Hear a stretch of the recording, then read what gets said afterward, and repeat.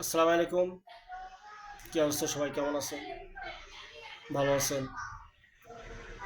আচ্ছা, আমি একটা কথা বলতে চাই যে বিএনপি 15 নির্বাচন 15 নির্বাচন করছে, 15 দিন ক্ষমতা ছিল জোর করি। তারপরে আন্দোলনের মাধ্যমে বিএনপি ক্ষমতা ছাড়িয়ে বাধ্য হয়েছে, ক্ষমতা ছাড়িয়ে দিতে বাধ্য হয়েছে। এখন আওয়ামী লীগ ক্ষমতা ছিল 17 বছর জোর করি।